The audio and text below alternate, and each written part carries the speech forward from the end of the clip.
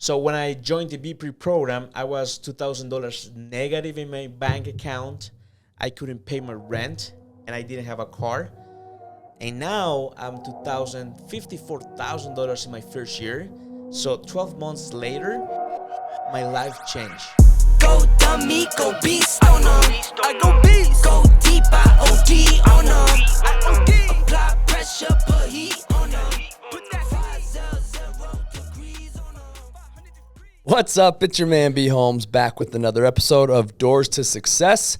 I'm your host, B.Holmes, and this is where I lay out the B-print, which is me teaching you how to knock, open, and conquer the different doors of success in your life.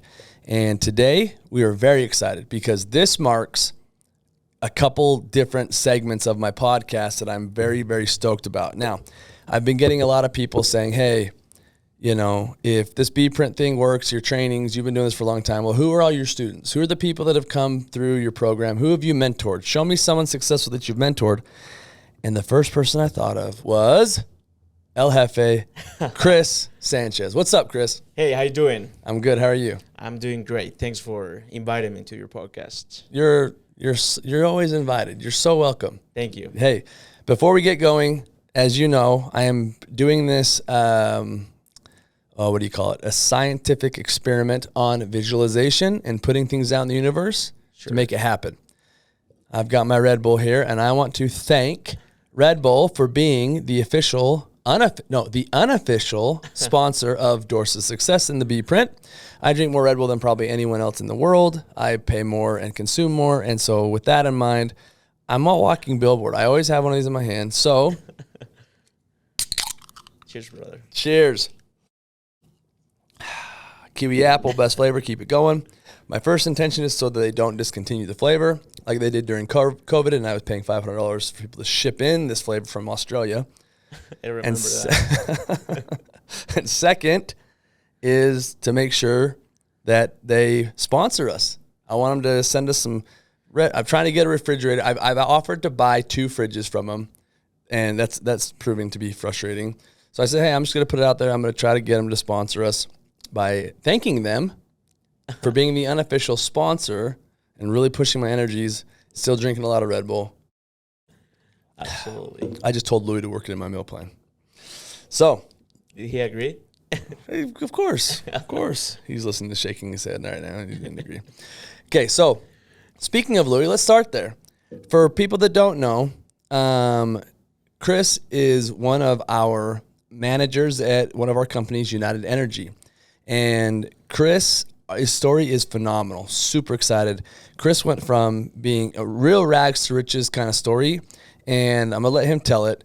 But for me, in my life, Chris is one of my direct go-to dudes. He's right. He's in my starting 6 guys that are in my the family. I always have top 5, starting 5 with a 6th man that I focus on making sure I train and mentor. You're on the starting 5 plus the bench player, my man. And I think that everyone that I have on my starting 5 and my 6th man, you know, is guaranteeing to make 6 figures. So trying to make sure people get on that mentor list of the B-print, they work their way up. And you have clawed and scratched your way to the top. And I'm just so honored to have you here as a brother, as a friend, as an employee, as everything you are to me. You're just such an important and fascinating and impressive individual. Thank you. So take us back. Let's start back when you were young, the younger years. What was it that made you be this type of individual? You're just a get it done kind of guy, no questions asked. What in your past, kind of helped shape those characteristics in your life? Yeah, for sure. So one of the most important things that I feel so proud about is that I come from a third world country. Yeah. And I was born in El Salvador, San Salvador. And I was born in a nice family. My dad was a motivator speaker, and he wrote a lot of motivation books and gave a lot of conferences. So I helped him to set the conference, the microphones, recording, and everything. Yeah. And that was the best school that I ever had. And in Christmas, I don't remember a Christmas that I didn't work. So I went with my grandmother, and I went to to her business, and I sold under the streets shirts, socks, everything during the Christmas time. So I helped her to sell that kind of stuff during my Christmas, and that was my Christmas vacation. When I went out of school, that was the time that I spent most and with my older siblings, Josue, who is the one who is working with me at United. And we were selling. I remember even sleeping on the street sometimes because I was so tired. Yeah. But my grandmother, she always taught me to love and to handle money. So she sent me for, let's say, for example, $500 to change for a dollar bill. So we have some changes, right? So I remember having a lot of cash in my hand when I was so young. And I knew that someday I will handle more money, right? So my whole life was a lesson. So my dad lost his job when I don't remember. I was 8 years old. So I remember that he bought a brand new truck, gray, a Chevy, 2004, and he lost the job. So he couldn't afford anymore the payments. So I remember that he took me to an orange farm. We bought some oranges. We pack it on a bag, and then we were selling on the streets and maybe door to door oranges in El Salvador. Wow, crazy experience. But then he bought the school for us because he want to give us the best education. So he always was checking if we were having good teachers. Probably not the best school in El Salvador. It was a normal school, average school. But he focused on give us the best education and to our school because he was a teacher, he was the principal. But my whole life, he was teaching me lessons that probably when I was too young, I didn't realize that he was trying to teach me for future things. Subconsciously. For sure. And then he taught me how to write checks when I was 12 years old. And he was saying you need to know this, one day you will use it. Yeah. So I really love my young ages. Yeah. Because taught me in a third world country the survivor experience. Sure. So being a survivor is the most awesome thing that I could have, that it wouldn't be Christopher Peña without living in El Salvador. Sure. Absolutely. So I think, looking back, you can attribute your, the teachings, the principles, the second nature reflexes from your dad. Your pops taught you how to work hard. I mean, you're hustling. He's losing his job. You're slinging oranges out of the back of a truck. Sure. Your grandma's giving you wads of cash to let you know what it feels like, smells like. She knows what she's doing with the visualization. But even at a young age, you were surrounded by hustlers. Absolutely. Same as my mom. She always pushed me to be number one. Yeah. In everything. And I will tell you this. When I was doing my homework, sometimes she ripped it because I didn't write a good letter. Yeah. So she ripped my homework. Do it again. Love it. You will need to do it perfectly, and then you will rest. And I was so mad at her. Yeah. But I didn't know that this was going to make me a champion. And then I played badminton for probably 9 years. Okay. And I became the number one in the nation. Right. When I was 18 years old. I remember I Googled El Salvador, and that actually came up. Really? Yeah, it was nuts because I was actually trying to plan a vacation for my family, and you and your what's his name? What's your buddy that is from what country's right across the way? Honduras. Which one of your guys was from Honduras? Or you got a lot of them? I have from Guatemala, Kevin Cordon. No, Luis Madrid. Madrid, probably. Hernandez. Luis Hernandez. Oh yeah, for sure. Yeah, he's definitely from Honduras. Yes, for sure. And he was telling me that Honduras is way better than Salvador. Really? Oh yeah. No. He was showing me these pictures. He's like, "Look, this is why." He's like, "Don't listen to Chris. Come to Honduras. These are the pictures." Oh yeah, absolutely. And I was like, "I'm gonna go here." And then you were like, "No, you need to come to Salvador." For sure. Here's why. And so I learned that there was a little bit of a beef between Honduras and Salvador. Yeah. And so I Googled Salvador, and I was scrolling down the way, and I saw you super young, skinny, little, with a badminton. I'm like, I know this guy. Yeah, I saw that. So yeah, my mom, she always helped me to buy the best rackets, shoes, even if she didn't have enough money. And she always supported me to become number one. And fun thing is, I didn't like her being in my games because she was like doing faces like, "Come on, Chris, you can do it!" Like, and I was like so mad. So she always see me like super far away on the court. Yeah. Because I always didn't like her like pushing me so much. But at the end of the day, that's like that kind of stuff.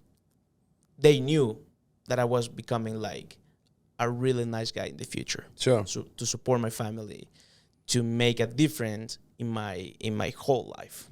Love my it. whole family.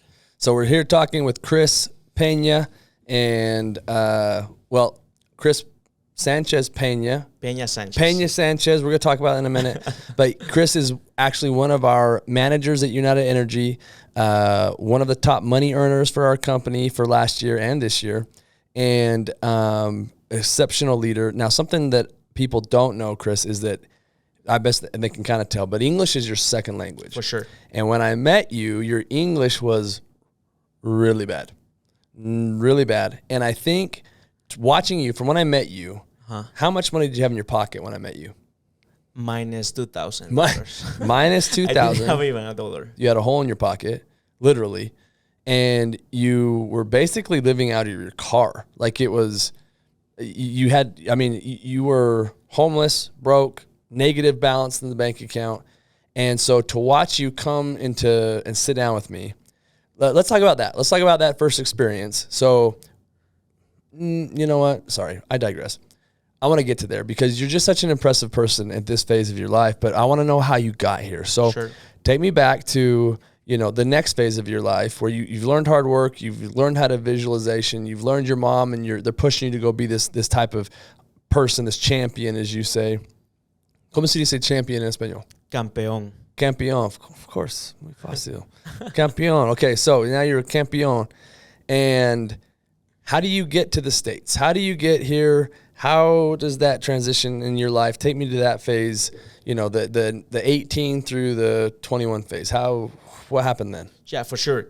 So when I turned June 18th, I wanted to serve a mission for the LDS Church. Okay. I went to Honduras. I got my calling to serve and preach the gospel of Jesus Christ to Honduras. So Latter-day Saint, LDS, you said Latter-day Saint Mormon. Correct, Mormon Church. And I went to Honduras, and I gave everything as I can.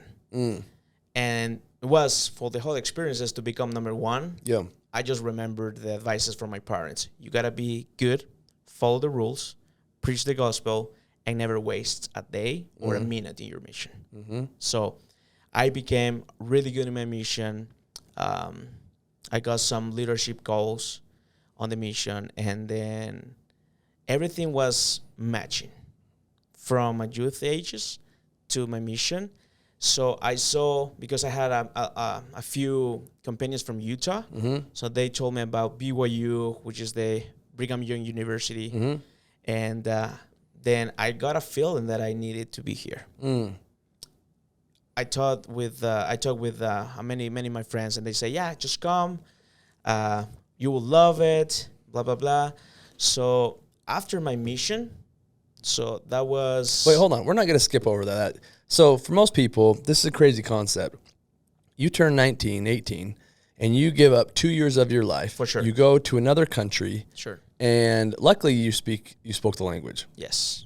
Honduras. Yeah, Spanish. Yeah.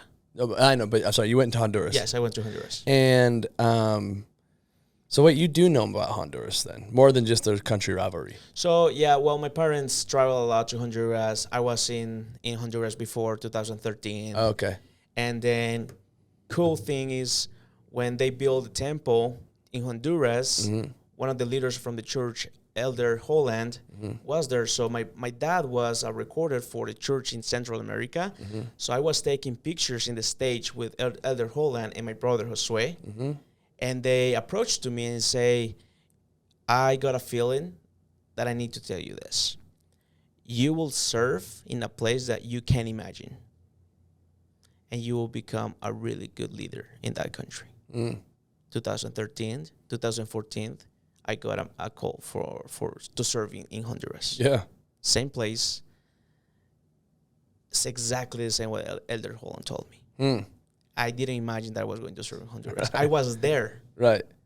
Crazy. Huh. And then I was kind of sad because my other siblings were serving in Chile, Argentina, Mexico. Sure.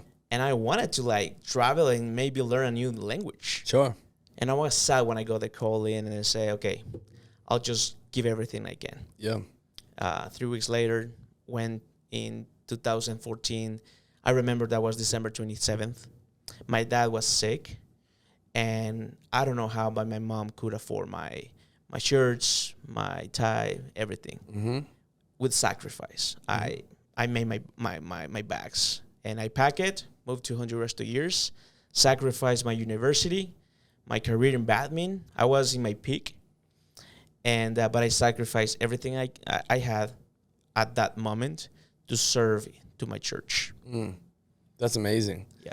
I think, again, some people realize this, but what most people don't is that the sacrifice that you make is big.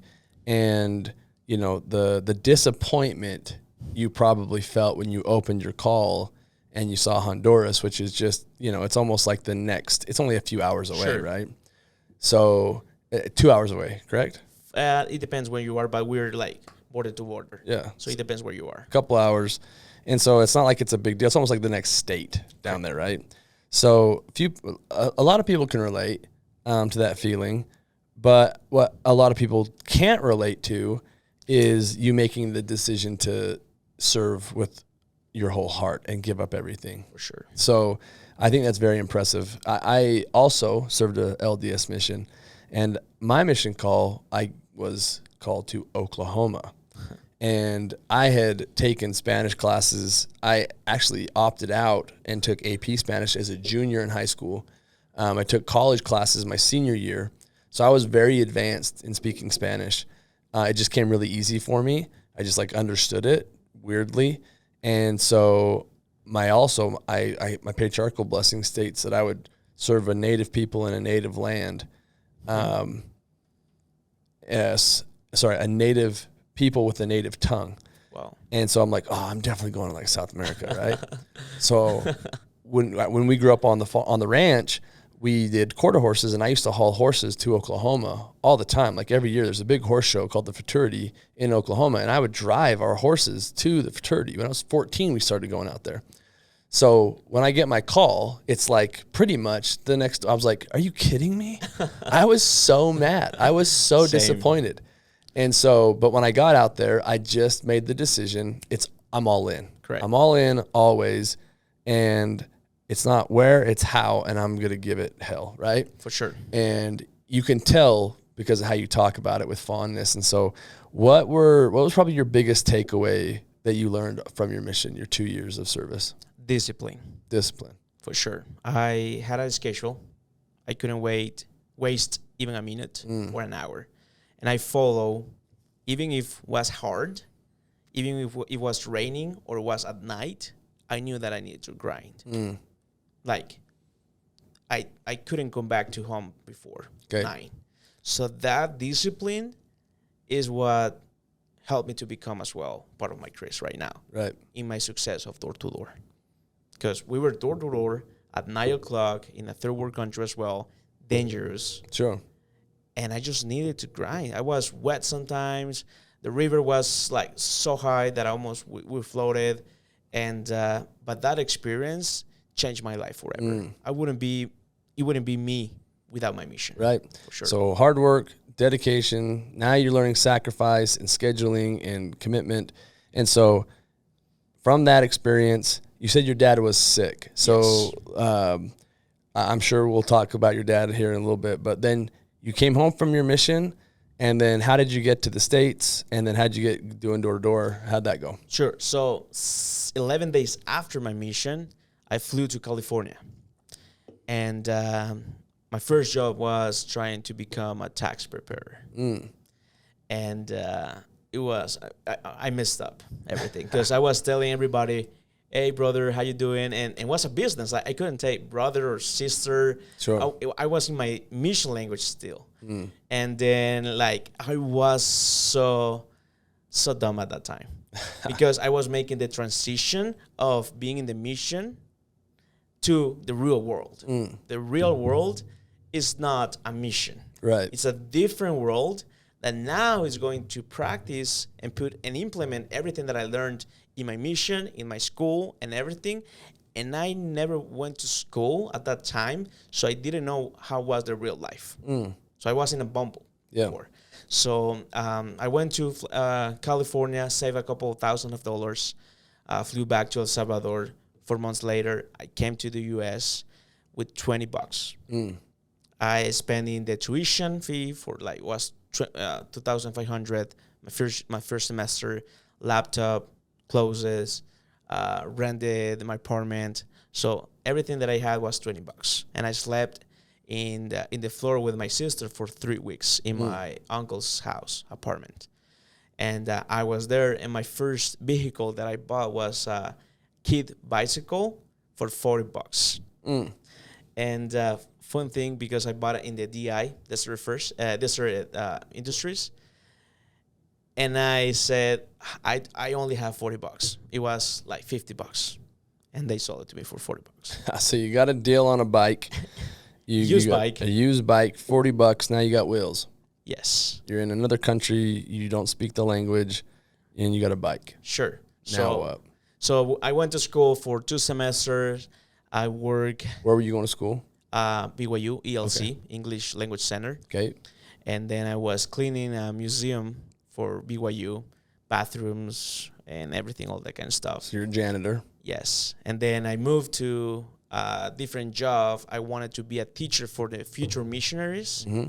Because I was a missionary. I had teachers at the MTC Missionary Training Center. And then my whole dream in my mission was to teach missionaries how to preach the gospel. In the biggest MTC in the world, Provo, Utah. And then not many people had faith in me because it was the hardest job. Everyone wants to apply to be a teacher. And then I applied. I qualified for the job. And they gave it to me. I was teaching in Spanish, so it was a really good blessing. Sure. But then I couldn't afford my living. I need to pay my tuition my third semester. I don't have any more money. I moved to a different job. I left my dream job. And then I started doing mowing and landscaping. Okay. For the whole semester, for the full summer. So that was 2018. So you've been a tax accountant, you've been a janitor, you've been an orange seller, you've been a clothes seller, sold clothes, you've done, what else? You teach how to preach. Teacher. So now what? And then I was buying and flipping cars. So my other sister came, but my parents could afford her, and she technically was alone. Your sister? My sister. Oh, okay. My third sister. Your other sister. So my oldest sister, she came with me. She got a job. She got married. And then my third sister came. She's still older than me, but she came. But my parents couldn't help her.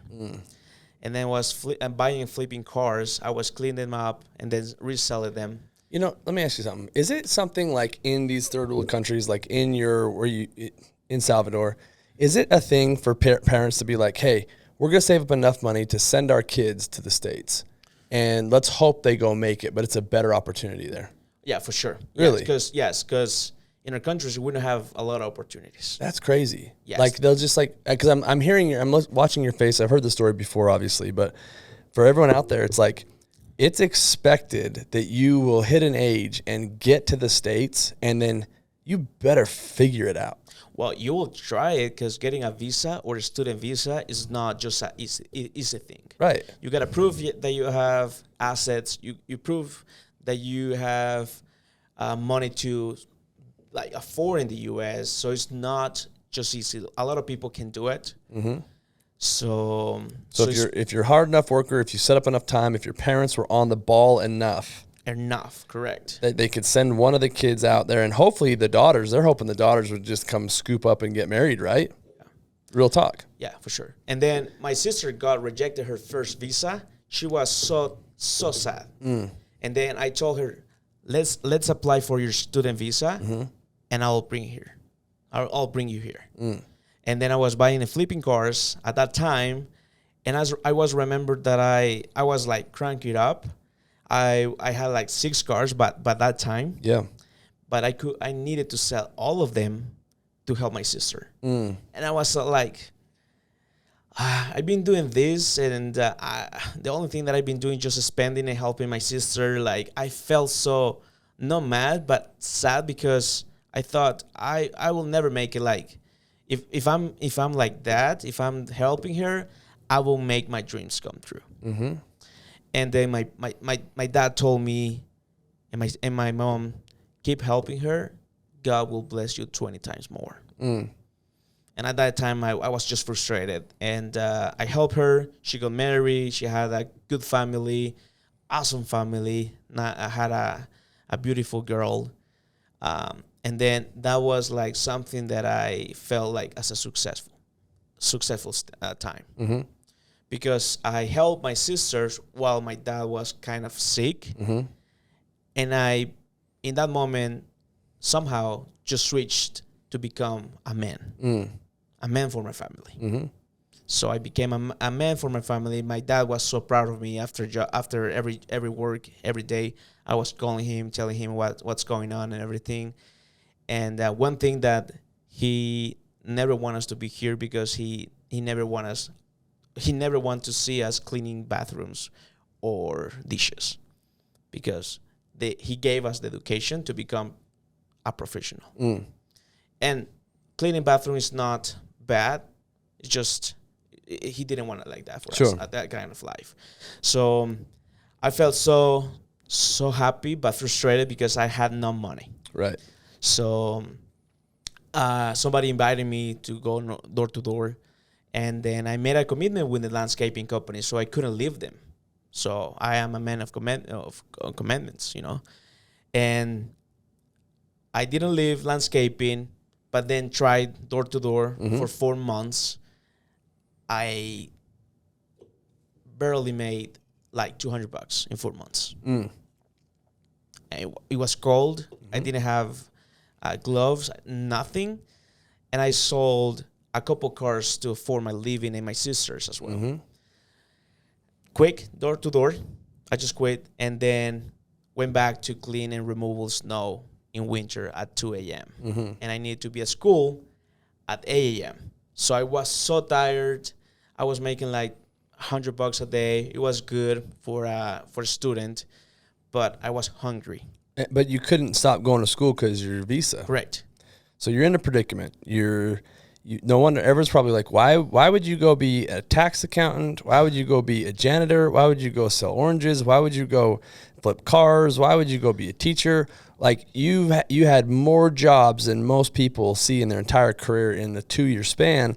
And the reason is that your parents, your dad's sick, they're living in Salvador, but you're here supporting your family, and you don't have a backup option. Correct. There's no safety net for you. Correct. There's literally, like, your dad can't send you money. There's no Western Union. You don't even know what Western Union is. That doesn't exist. Like, that concept is, like, and you have nobody. Correct. Nobody.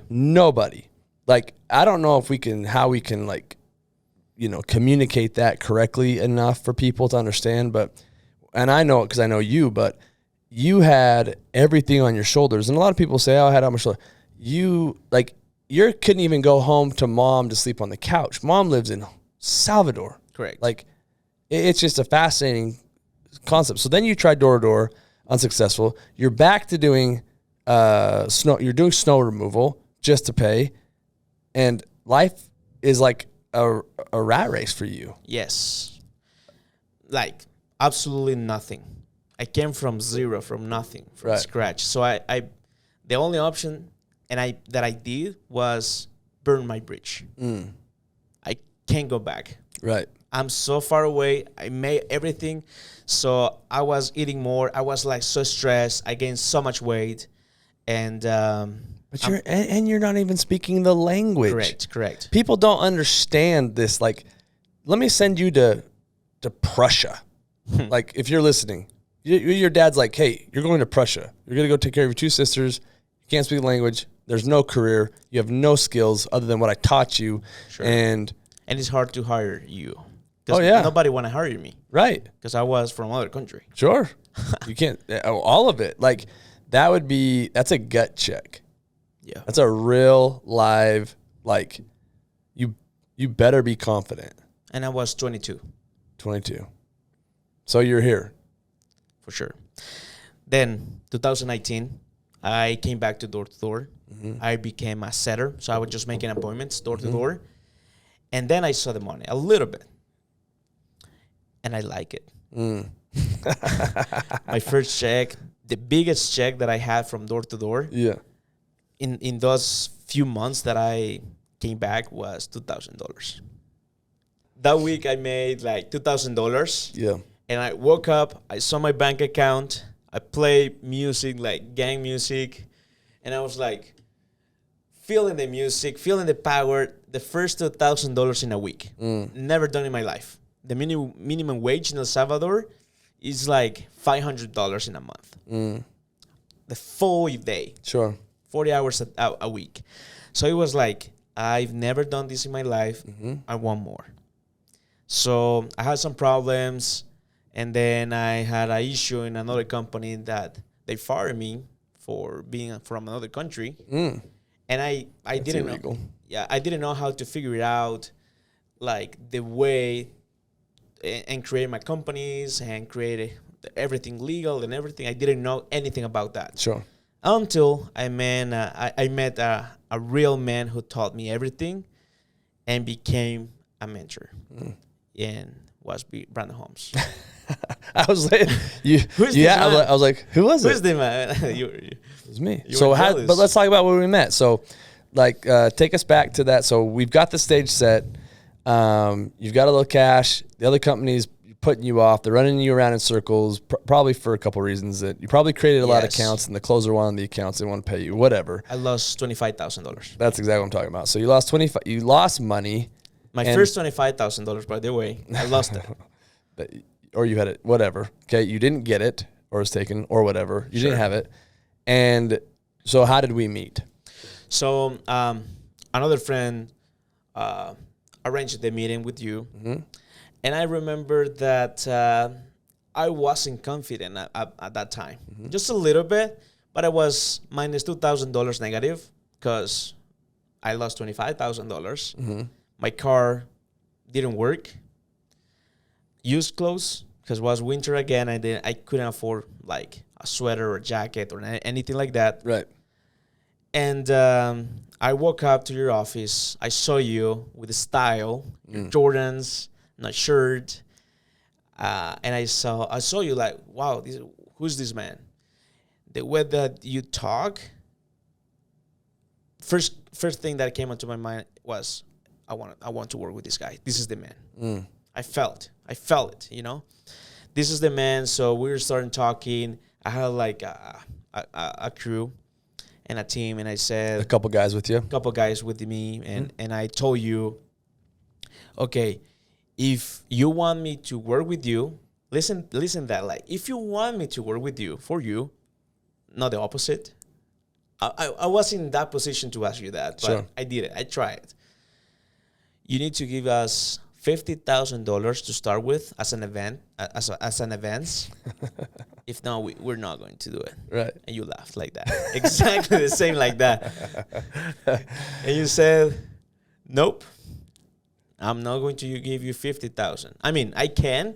I'll just lower your commission, and over time, I'll make more money, but you will have like a lower payment for the rest of your life. And I said, okay, no. Don't give it to me. Teach me how to make $50,000 in a month. Right. And you told me I'll do it. Right. Then we meet up. We started. Hold on. We're not gonna go past up on this point. So from my perspective, here I am, excited to meet you. But I've been doing this for 15 years, so I've seen a lot of guys come in and sit down with me and try to like woo me. And so when you show up, you had a hole in your shoes. Yeah. A big hole. It was useless. I could tell you'd worn that sweater for a few days in a row. Sure. It was messy. And that's fine. Like, that's totally fine. Sure. But when you asked me that question, like, it was awesome because you're like, hey, if you're so lucky to have us work for you, you need to pay me $50,000 or I'm not working with you. And I saw the desperation that you had and realized that underneath it was just sheer hunger. Sure. I've had a lot of people ask me for money all the time. And as you know, that's not something we do at our company. And I've very rarely ever do I do that. There's such situations that I can see and will help in places. And I have helped you and other people at different times. Sure. There are moments for help. But this one was so funny for me because I was like, bro, I know that, like, I'm your last option. Sure. Like, I know you need this more than I need this, so I appreciate it. But the hunger I saw in your eyes was what impressed me. And so I said, I'm gonna put a test. I'm gonna put this out there. I would say, I can teach you how that's gonna affect you. Mm-hmm. And I remember saying, I'll give you the money. For sure. I'll actually give it to you. I have it here. I'll show you my bank account. Sure. It's right here. I'll give it to you. Or I'll teach you how to make it every month for the rest of your life. Which one do you want me to do? Teach me. And you said, teach me. And I'm like, that's the guy. Your other friend said something else. Yeah. I said, that's the guy. That's the leader. I knew you were the leader at that point. And I didn't know any of the other people that were with you, but I knew at that moment you were the leader. Yeah, for sure. And I remember that first week, we just sold more than I ever sold in 1 week. Mm-hmm. But I lost a lot of money because I clicked the wrong button, remember? Mm-hmm. And I charged myself. Right. And I thought, why is this so cheap? Like, I didn't know that I was taking off away my commission. Yeah. And I was so mad that night. And you called me, you made a video call, and you just gave me peace. Mm-hmm. And you say, everything will be good. Let's just do it again. And I remember that was almost November. Yep. I didn't have money to pay rent. So I went to Czech City and I asked for a loan to pay my rent. Mm-hmm. But after that, I just was looking to my pictures. December was one of my biggest checks in my whole life. $10,000 after 2 months of hustling. And if I made 10,000, can I do more? And was like another month, another week, 10, 6, 4, 6, 10. Bought a few land properties. And my brother saw that success that he joined us again. And that was my life, the point of my life that changed forever. Yeah. Like, this is the moment that I call happiness in my life. Remember the movie? Oh, yeah. With Pursuit of Happiness? Yes. Mm-hmm. This moment I call happiness. And then I started shopping, like seeing a few Rolex, because I'm addicted to collect watches. So that was 2020. Mm-hmm. The pandemic came, and I remember the type of leader that you show us that moment. Mm-hmm. You said, we're not going to stop. Everyone stop, but we're going to hustle, because if not, we're not going to have food or money to feed our family in the next few months. Yep. So we didn't stop. And that was the moment that I said, I'm going to follow this man like for the next following years. Like I will stay with B.Holmes because he's teaching me hustling in the worst days of this year when everyone else stopped. It's valuable, and it's always interesting for me to hear these stories later too, because you never know what kind of impact your actions have on other people.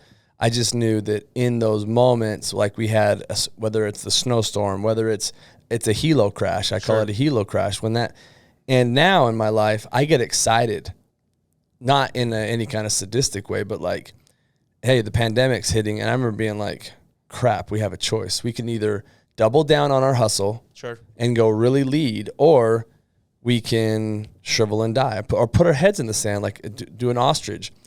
And I got wind that a couple other big companies were going to cancel their sales programs with the pandemic. And I said, we are going to do the antithesis of that. So me and my two partners, we actually decided that we were going to go out and knock doors and lead from the front. And that week we did like 50 some odd accounts ourselves between the three of us. But that moment, it's interesting to talk to people because that actually motivated so many people. And our company went and we did 400x through those first 2 months of the pandemic. 400x, like our numbers spiked so high. We were number 1 and 2 with two different, the number 1 and 2 installers. We were the number 1 and 2 dealer at these installers simultaneously at the same time. And it was just because we decided to double down and go work hard. Now, that wouldn't have been possible if we didn't have guys that would follow and guys that would actually go grind. Yes. So I think it's important, too, that people realize that you were made for this moment. You were prepped for this moment. You were good. And I don't want to go over quickly the moment that when you got that $10,000, right? Sure. That first check. I remember you were so excited because of the disappointment that the first couple weeks were. You were so mad. Yeah. I remember calling you a few times actually and being like, bro, it makes sense. Like, let me show you the numbers again. You're like, this don't make sense. Yes, it makes sense. Let me show you again. No, it doesn't make it. Yes, it does. Like this, just keep going. Promise. And I appreciate your trust in me.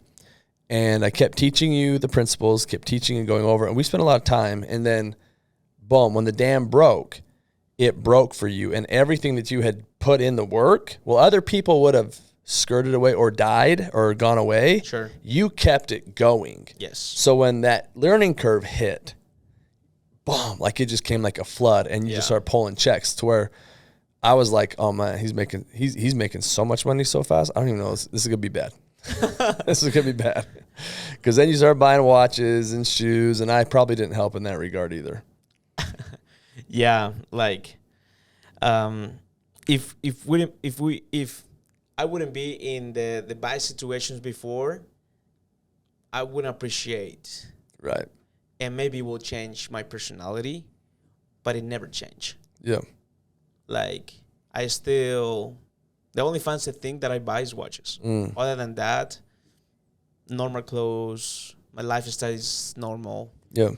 But let's talk about another principle I taught you. So people don't realize that, when you come work with me, I try to do a holistic approach on every aspect of your life. Yeah.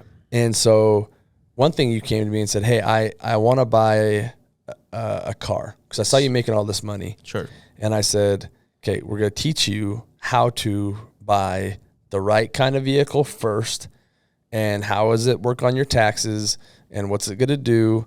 And so talk to us about that first car purchase that I helped you make. Sure. So before that, when I was getting the checks, I went and buy a SUV. I remember that even you guys posted on your Instagram because it was a happy story. I didn't have a car for a year, and then I bought a $12,000 USV, and I was so happy. I wrapped it because we were going to Texas to a summer sales, and I wrapped it to United Energy. Remember that? Oh, yeah. So the engine was gone. That was on September. Yeah. Was gone, and I call you, hey, Brandon, can you help me? I remember that you have a friend that owns a dealer. Can you help me to get a car? And you say, yeah, for sure. So we went to the car dealership in West Valley, and I was trying to get like a $20,000, $25,000 max on a car. And when you were talking with your friend, you told him, hey, we need a really good car. We're looking for Raptors, F-150, and blah, blah, blah. And I say, no, he's joking, like in my mind. Like, he's just joking. And then we started looking like F-150s, like the truck. And then you say, okay, let's put wheels, tires, lift it up, leather seats, and everything. I was like, really? And I wasn't talking to you. Like, I was so nervous. My hands were sweating. And when I don't talk, it's because or I'm thinking or I'm nervous. So one of the two things, I wouldn't say this because people would read me this later. But when I don't speak, is I'm thinking, analyzing everything, or I'm nervous. So I was nervous at that time. And then I sat down with the salesman and he was like the credit application, filling up everything. Right. And I was like looking at you, and you just left because you had another meeting. And I was like, oh my gosh, this is happening. Yep. 2 hours later, they watched my brand 2020 truck, my dream car with wheels and tires and everything lifted up. Was like, I don't know if I can afford this. Mm-hmm. Because in my mind, I still was with the poverty mindset. Sure.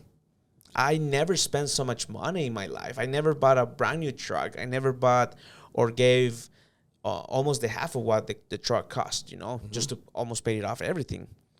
And that was my first time that I spent so much money, like just as to pay it off faster. Yeah. I made a payment for $17,000.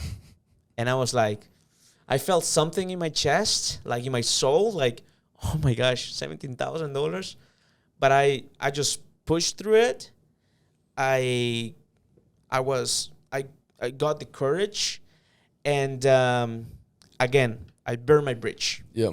Never come back again. I don't want to buy a car that is not brand new anymore. Right. So you helped me to become or to burn that bridge or my mindset of poverty to help me in my taxes. You're saying mindset of poverty. Poverty. Yeah. Mindset of poverty. Yes. And you helped me to that. Yeah. So you helped me to burn that bridge. And because I didn't know that I was going to pay a lot of taxes next year. So what I could see from my experience was that you had made a lot of money and that you needed a tax write-off. You needed some deductions and you needed a new car. And so you felt like I was putting you in a situation that was going to stretch you, which it did. Correct. But what I also knew is that I would put you in a situation where you actually need it and it would help you. So the funny part is that we didn't go get a sports car. We didn't go get some fancy car. What we did do is we went and got a truck and we made it. And the nice part was I made sure I knew what your dream car was. Yes. What is it? Because you're going to get in this and see this every day. You got to remember why you're working. And I do the same thing. I do the exact same thing. But with a truck, there's different types of write-offs that you can do that you needed because you didn't have anything else. So I was like, okay, we got to help this guy, put him in a tax situation. And for me, it's always like, if I can help you 2 steps ahead of what you see, when you hit it, you'll just be more committed to what we're doing. Correct. Because there is a bigger plan, right? We'll do that with properties. We'll do that with investments, and we'll do that with other things that we have coming down the pipe. But I feel like watching you, and I knew you were nervous, man. Like you didn't hide it well. Like it was, but I knew that if we could just get it done, that it would happen. And sure enough, you got your truck. It's a big deal. You love that truck. I love it. I remember when you told me, just trust me. Yeah. You'll be fine. And I was making more and more money after that truck. Yep. So at the end of the day, it wasn't a big deal, but I needed to burn that bridge of mindset. Yep. I needed to change that. Raise your lid. For sure. I think the other part, too, let's talk about quickly, and then we'll move on, is so Chris actually went out and made so much money in an 8th month. So in that year, Chris ended up making, what, $267,000? 54. $254,000, but it wasn't in the year. Chris made it in 8 months. And again, we're talking about in 8 months of knowing me and working with me, you went from negative $2,000 to $254,000. And you ended up going back to Salvador and having a big to-do, a big get-together. And you took the rest of the 4 months off because you'd never made that money before. Correct. Never in my life. So it was like, where's Chris? He's like, I think he's on a vacation. For 4 months. For 4 months. But what you did was you went back and you helped your mom.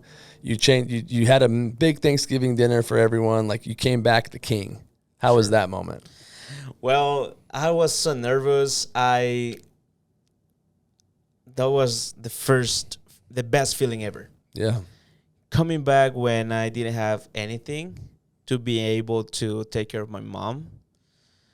I mean, but what people don't get, man, is like your dad and mom sent you to a foreign country, don't know the language. You come here, you grind, you learn, you earn in the top 5% of the world. you make the money. True. And then you go back. I mean, can you imagine the triumphant return, right? Of you coming back. Most people would come back like, oh, I got $5,000, or I made like, I found a place to live. Like, you came back with hundreds of thousands of dollars. Like, you did it. You did it. I made it. You made it. Like, and now not only did you make it, that was the moment. That was a symbolic moment. So I remember other people were like, is he coming back? And I'm like, he's fine. Like, he's just doing his victory lap. Like, he's needed this. He's needed this moment.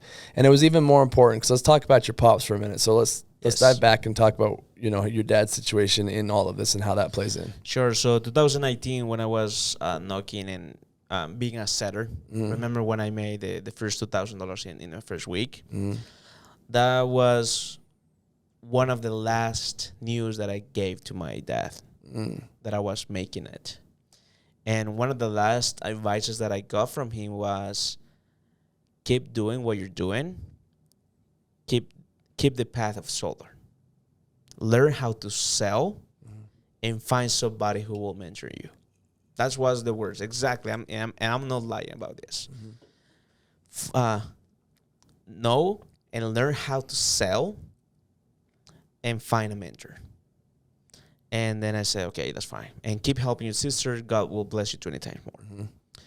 And then my dad passed away March 19th. And that was the horrible feeling ever. Like, I was knocking doors. I remember exactly the street that I got a feeling that something was happening. And then was knocking, and then I got a call from my mom saying that my dad was passed away. And we bought thankfully I was making a few more money. We bought the flight tickets to go next day. I was so glad that because of door to door, I was able to afford his funeral. I was happy that I could help my mom with some money for living for the next few months. And then that is the horrible time in my life where I was so depressed, sad, and the only option that I had was helping my mother, because she didn't have nothing. We don't have any retirement program, 401k, nothing like that. And I was so sad. I stopped going to parties. And my whole life changed forever. And I couldn't overcome that feeling for years. That's why I was so social before, a lot of friends. But when that happened, like, everything was dark, But that was a fuel for me to become successful. And I'm not making this for money. Honestly, I know that money is not happiness, but it will take care of bills. Yeah. So that's the reason that I'm doing this, because every day I push for the reason of helping my family and nothing else. Like, I can live without watches or get everything rid of to still be with my dad. That's happiness, So he passed away. My sister came, then my brother came, and since then I haven't stopped, because I made him a promise that I will become successful in this country. So that's why, in the perspective, was a real bad situation, which is normal. Everyone will lose his dad or her dad. Sure. But in the opposite side was a fuel for me to become a real man and not just a young kid. Because I could be partying or anything or doing anything else, but that changed my life because I needed to become a man to support my family and to make a change of generations. Because I won't be here just to make a couple $1,000 and buy a house. I'm here to change my generations forever. So it's not just I'm not working hard just to buy a car or whatever. It's just to change my kids' life, my future kids' life, my grandkids, my grandkids, and make a huge impact in the society, in my country, and here. So I'm not forgetting where I come from or my roots. I strongly feel proudful of where I come from. So, but yeah, that happened to my dad in 2019, and 2019 was so horrible, but the glory of everything was on 2020, a year later. Right. So, yeah. I remember talking to you. We were actually getting some team shirts made. You came with me for the day. I said, hey, just roll with me. And you told me, the situation and the story of your dad passing and the nitty gritty of the details, and I didn't know it was happening at the time. And so, for me, having that knowledge, knowing the backstory, so when you had made that money and you had that whole, triumphant return home, I mean, to go back the way you did and to have everyone see you as that man, it was a proud moment for me, knowing that I played a small part in that for you. And I was excited to get you back. Thank you. Because I knew you'd come back hungry for more. I knew you'd come back ready to roll. So since that time, you've been able to help your moms. I mean, I love it on your posts. You're posting buying your mom the new iPhones, or you're buying the property, you're tagging her in it, like buying the house. I just think it's so fun to watch you take this job that sometimes we take for granted and just squeeze every last dime that only someone coming from a third world country could do. Like sure. You're just squeezing this opportunity and you're just pushing it 100 when everyone else is like sitting back, you are running with it. And I just feel like it's so cool to watch you. So at this point, you've got the money. You've sure. got the watches. You've got the shoes. I've taught you how to buy J's and buy watches and cars. What is your motivation now? Like, what are you doing now? I mean, you got enough money in the bank. Your mom could be fine for a long time. Like, what is your motivation now? What are you doing it for? So I'm trying to keep investing, but I don't want to be rich. I want to be wealthy. Yeah. So that's a big difference. And my motivation right now is honestly to create a family, because as I said, money is not everything. It's not happiness, but it will take care of your mom and will take care of the church, will take care of everything. Sure. So my real motivation right now is just to create something where my kids can live, that they can get their universities paid off, and for generations. So because at the end of the day, not many people know this, but I never went to the university. So I'm not having a degree or a master, but I'm a master of selling. Where the B.Pre program, which is your program, became as the university that I needed, because I was so rejected of the idea of going to school and learn how to make business when the teacher never made a business before. Right. So I never want to go to the university because of that. So thankfully, and I don't know, it's just a divine thing that I found you as my mentor, and you never were like you never were like a boss where you push me to work and whatever. You were a mentor for me, where you taught me how to be minus 2,000 negative to thousands of dollars in my bank account, and seeing my weekly checks coming this year is more than the last year. So I've seen the progress gradually to your program. And one of the biggest skills that I have learned from you was to communicate with people, how to negotiate with people. And the best thing is how to sell door to door. I mean, you're the master in door to door. You've been doing this for 15 years. So I'm really in such a blessed position where people pay you to teach them. I work with you, you mentor me, you teach me how to write off taxes, to create businesses, to be really successful, man. So probably you're just thinking that you're changing my life or change my life, but you change my generations. So when I'm saying that I made $2,000, $54,000 in 1 year, probably kids of my age probably will make more or less than me. And I know that there are more kids making more than me. Absolutely. Well, how old are you? 25. There's not very many kids making more than you at 25. Well, but there are a few in door-to-door as well who do more. There's some outliers, but you're in the top 5% of money earners. Sure. Last year and this year. But I did have connections. Sure. Citizenship. English as a first language. Or that who will sponsor me. Sure. And that's a big difference. So for me, it's a big deal making so much money that I was not able to see in my life. So my motivation right now is change my generations, become a wealthy, not rich. God, that's big, man. That's heavy. That's big, but that is exciting.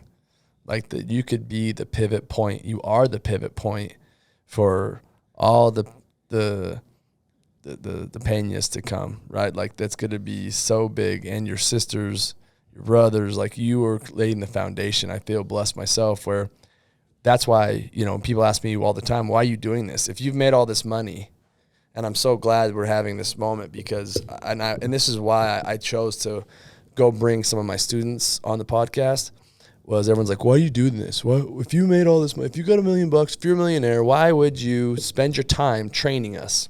Correct. Because of this. Sure. There gets a point when it's not about the money anymore. And there's a point where it's not about my family anymore. My kids are fine. It is now where I have a platform that I can provide and I can hire my brothers.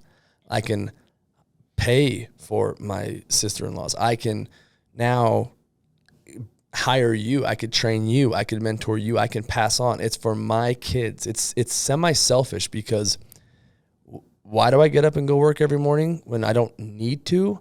Well, it's because I have other people relying on me.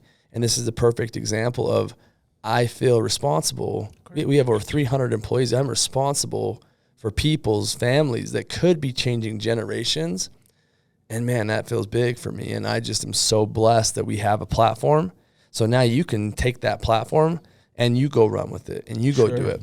And so I want to talk about one last thing. We're running slim on time, and I appreciate your time, brother. I know it's valuable.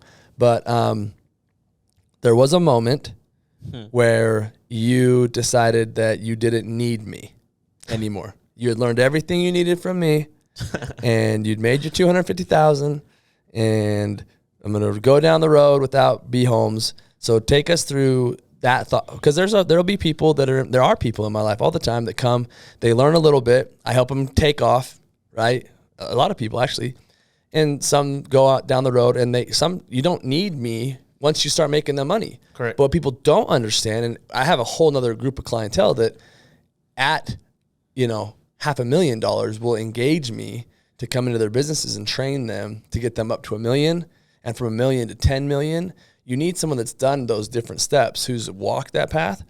But the problem with a lot of young guys is that I'll teach them how to make $250,000 a year, and then they'll be like, that's all I need. Until they have this aha moment, like, wait, it's bigger than me, and I need more than that, and so then they want to engage me again. So for anyone that's in that phase, let's hear how that happened for you. What's your side of the story when you had that phase into the next phase that we're in now? Yeah, for sure. So, and this is not just me, as you said, there are a lot of kids at my age that they're making money and they feel that they don't need you or they don't need us anymore. They think that they figure it out. Right. Which is a lie. So I remember that I was building my team, hiring a lot of people. We were like about 20 at that time. And we were selling, and I was self-independent, technically, and I felt like kind of alone. Mm-hmm. So, because I thought, like, weird, because the attention was following to another guys. Sure. Not anymore to me, So you were posting to other guys, to other crews, to other team, to other office, but not us. And I was like, okay, let's just do our thing. Let's do our own team company. We don't need him anymore. We're going to be fine. Mm-hmm. So we went. I left you. I remember even I sent you a letter. Mm-hmm. I got a call from B.Holmes. I was so nervous that day. And I couldn't send it. Somebody else sent it to, like, take my phone, click send. I didn't even do it. Because I was so nervous, and I thought, okay, if I do this, probably I'm not coming back. Because for you and for me now, I understand that loyalty is more important than anything else. Mm-hmm. Being a family, because United is a family. Your siblings work here. My brother works here. Everyone's siblings live here. So we're a family now. We're not just random guys trying to do their thing. We're family. Right. So when I did that, it just took me a couple of weeks to realize that I was making the wrong decision. Because I knew that I could make more money. They offering more money, but they never offer me to be a mentor. Mm. Big difference. That was a position when I wanted more money. When I asked you $50,000 and you said, I can give you $50,000 or I can be your mentor to teach you how to make $50,000. So they were offering me money, which is not worthy now for me. The worthy right now for me is you teach me biggest things. Mm. It's not just money. Okay, you told me how to make money, but mentoring me in a lot of things that I still don't know, for me is more valuable. Because with that information, I can make more money. Sure. Money will just come right now. Like, I know how to sell. If I don't have money, I just go knock a couple deals, done. Right. $5,000 in my bank account. But now my motivation is, okay, I want to invest. Brandon knows how to invest. Mm-hmm. I know how to read more taxes. You know how to read off taxes. Mentorship for me was the point where I told my brother, no, we're wrong. Let's go back. Like, hopefully Brandon will accept us again. Because money will disappear. Right. But the knowledge never. So I told my brother, he said, no, let's go. No, I said, no, let's go back with Brandon. I remember that you text me. You told me that you were so sad. And we made an arrangement to a meeting with you. Was 10 o'clock p.m. at your house. And you were so sad. And I was so nervous. I don't know why I'm nervous, but I was so nervous. And you were so sad. You tell me, why, Chris? Like, I took you from nothing to thousands of dollars. And I told you, well, I just felt sad and lonely, and I felt that you wouldn't support me anymore. But at that time, I didn't realize that what you were doing, just letting me run the team, giving me power, let me being the leader, and let the guys reach me instead you. I didn't know that. I was just a kid, immature. Now with a few money, nothing. But I was losing the opportunity of being your student, which is more valuable for me. People go to their university spending so much money, but I was having that privilege to be your student for free and making more money. So that was the point where I decided to go back. And thankfully, you accepted to me. I think it's important for a lot of people to know is I've got a couple mentors in my life. And if you think about, like, say you have a health mentor or a nutritionist, or say you have, you know, a money or wealth mentor. And I find myself going to my money mentors like once every 2 or 3 years, right? And I'll sit with them for 30 minutes, maybe an hour, and I get little bits of wisdom and I'll learn. And then I go back in the world and try to implement what they've taught me. Sure. and they're not there holding my hand the whole time. Yeah. Like I said, liftoff takes a lot of effort, and that's where a lot of the investment comes in liftoff. But then anything else, like any other mentor, like, so we're now, I now put you on with Louis Gucci. Shout out Louis Gucci, Luis Peña. He does body, mind. He does like the physical side, right? We talk about the doors of success, spiritual, mental, emotional, social, physical.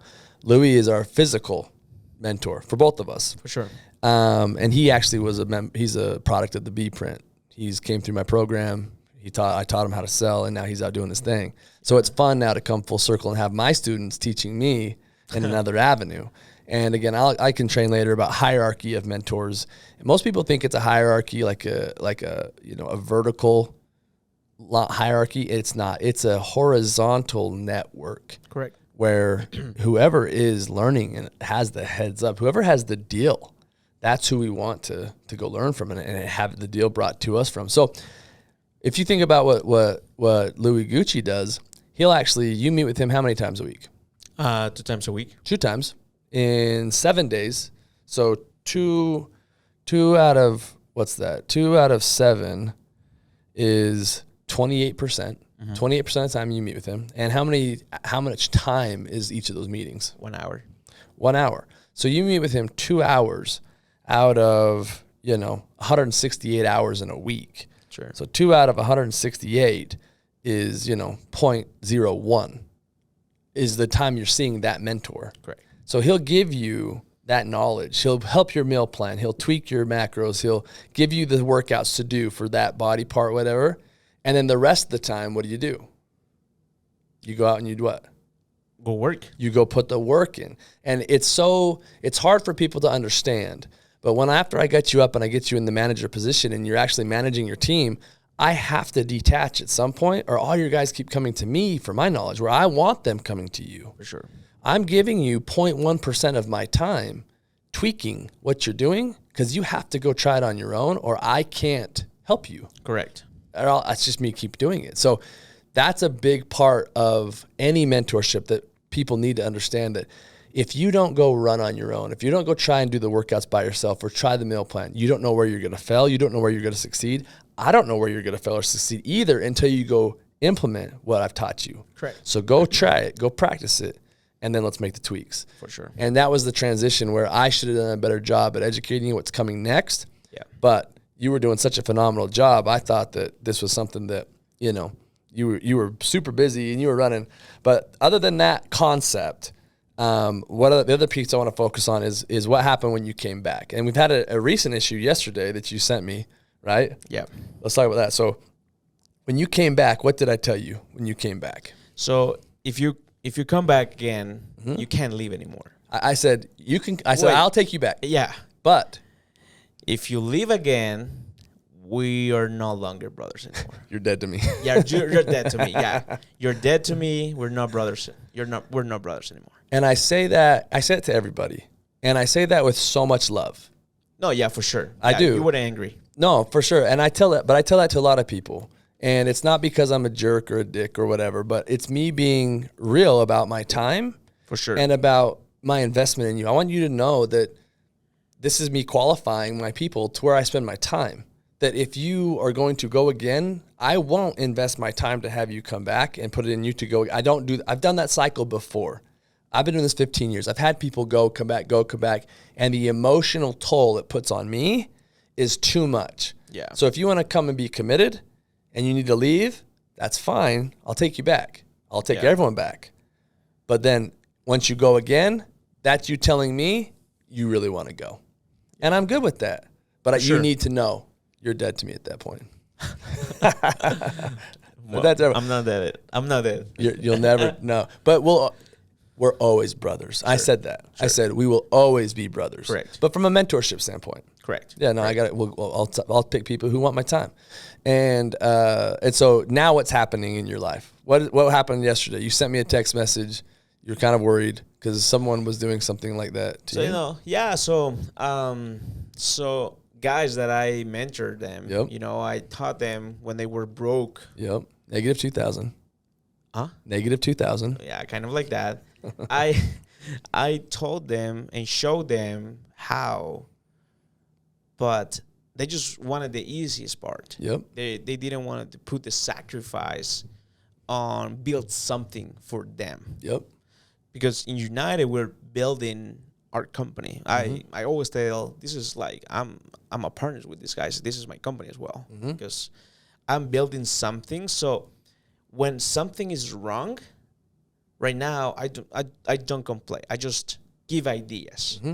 But other guys that they just want the easy cash right away and make the money that I'm making, they just complain. Yeah. So I just sent a text message, say, hey, this is happening, and you said, don't worry. Technically, you told me don't worry, and but it feels weird, So I changed my perspective of being in your position and feel so like disappointed. Right. So if I will be you seeing me, I'll be disappointed and sad. So that's why right now, for me, loyalty is the most important thing. So right now in my cycle of friendship, it's so close because, as you say, you've been doing that for 15 years. I'm learning that in 1 year, and for me, it's like enough. Like I won't let a lot of people just come close to me. Right. But even though I'm still teaching a lot of guys in my team. We're opening now the office in Houston, Texas for Spanish. We're opening the office team in Houston for a Spanish team in Florida. So we're growing. Yeah. So I've learned from those experiences. If you let me alone, I wouldn't be in this position right now. So same as when my dad taught me how to sell oranges in the back of a truck. Same when you left me alone, not because you didn't like want to take care of me or I didn't like you or something like that. It was because you knew the future and the process in your program. Right.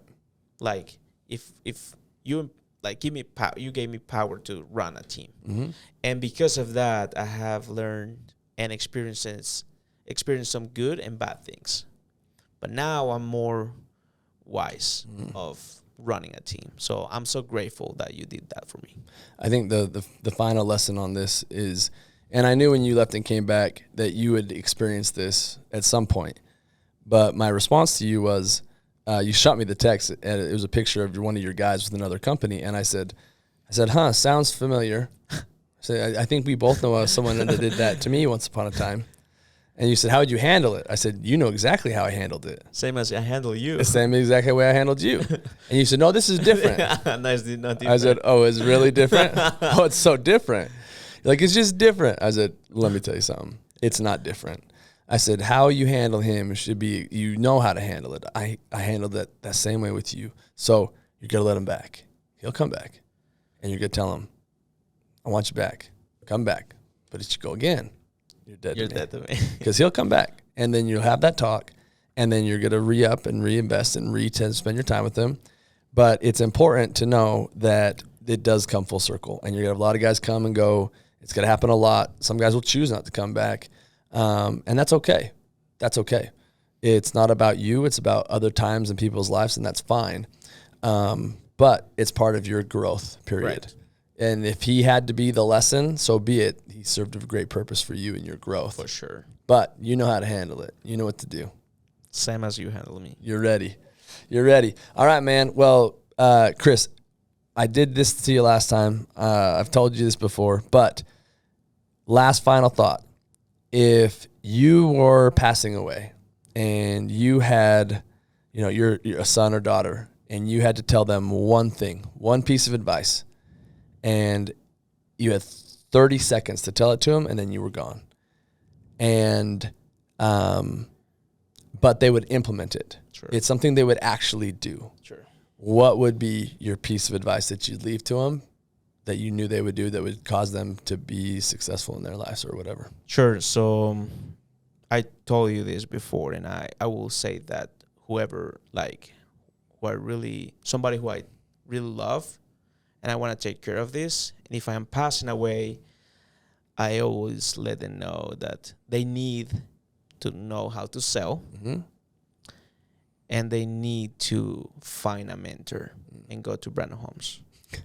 So he will take care of you. Like, I wouldn't be right now, 2021, making so much money with a roll in my hand without you. You know, there are a lot of rich men in the world, but nobody teach how to make money. You do. So when I see your TikToks and probably people like will say, no, probably it's not true. They don't know what they're losing because there are millionaires out there and they won't like teach them the secrets of being successful. So I will encourage everyone in my position or minus $2,000 negative right now to come work with you. You will teach them, we'll take care of them. If their dream is to have a Rolex, well, we'll make that happen, or if their dream is to buy a house, we'll make that happen. So whatever is the reason, we're going to, with your program, the B.Pre program, is going to take care of the future generation. So for me right now, like owning Rolex, Pateks, or APs or whatever, yes, it's I made my dream come true. But right now, working next to you allows me to think, okay, I don't want to be rich anymore. I want to become wealthy. And that's why I will give my kids advice this, because you became as a dad for me, because my dad's friend that I thought that were my uncles that I call with love, they forgot about me. So you became my mentor, my dad, my friend, and that's why I respect you so much. That is something that I will recommend everyone, And you told me everything that I know right now, and I'm Christopher Peña right now doing this podcast, going to be in iTunes, and YouTube because of you. So you made me who I am right now. Yeah, of course, I had so many mentors, but without you, I wouldn't have so much success. So that's my piece of advice. Man, I'm just honored. I'm honored to know you, honored to have you. So grateful you've inspired me. Hope you'll inspire millions, man. You'll go do great things. Big picture, man, I think we're going to go take over South America. Big goals, big visions. You're going to teach me Spanish, and we're going to go rock this thing. Sure. We're going to Central America. Central America. Central and South, dude. And South as well. Boom. Big goals. Big goals. Well, brother, love you. Appreciate you, man. Thanks for being on here. God bless. Thank you so much. My man. Thank you for listening to the Doors to Success podcast. Don't forget to like, share, comment, and subscribe for more. Visit B.Holmes.com for more information on how you can join the B-Print.